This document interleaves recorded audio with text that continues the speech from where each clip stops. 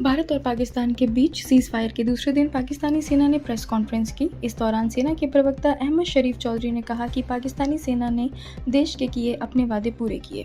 चौधरी ने कहा कि पाकिस्तानी सेना ने देश से 3 वादे किए थे।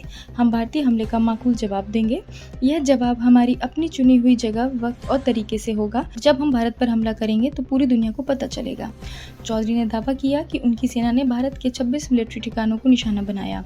इसमें सूरतगढ़, सिरसा, आदमपुर, भुज, नलिया, भटिंडा, बरनाला, हरवाड़ा, अवंतीपुरा, श्रीनगर, जम्मू, मामून, अम्बाला, उधमपुर और पठानपुर में एयरपोर्ट और एयरफोर्स के ठिकाने शामिल हैं।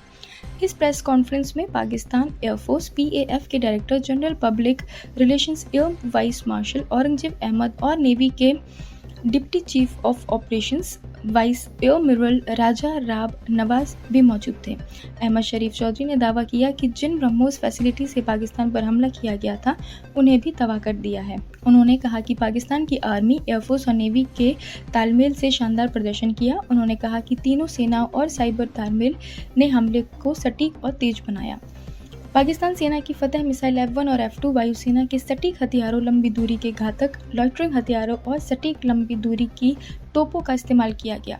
चौधरी ने कहा कि भारत ने ड्रोन का इस्तेमाल करके पाकिस्तानी हवाई क्षेत्र का उल्लंघन किया और आम नागरिकों को डराने के इरादे से दहशत फैलाने की कोशिश की। उन्होंने बताया, ऑपरेशन बुनियान उल मसरूस के दौरान दर्जनों पाकिस्तानी सशस्त्र ड्रोन भारत के बड़े शहरों और नई दिल्ली समेत कई संवेदनशील राजनीतिक व सरकारी ठिकानों के ऊपर मंडराते रहे।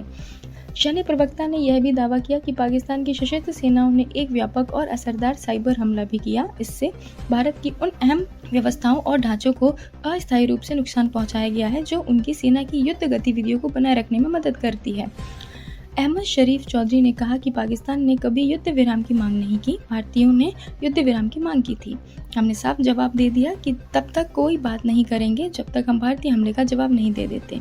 इसलिए 10 मई को हमारी जवाबी कार्रवाई पूरी होने के बाद और अंतर्राष्ट्रीय मध्यस्थों की अपील पर हमने भारतीयों की ओर से की गई मांग का जवाब दिया। जब तक कश्मीर मुद्दे का हल नहीं हो जाता तब तक भारत और पाकिस्तान के बीच शांति संभव नहीं होगी। चौधरी ने कहा कि पाकिस्तान के पास कोई भारतीय पायलट हिरासत में नहीं है।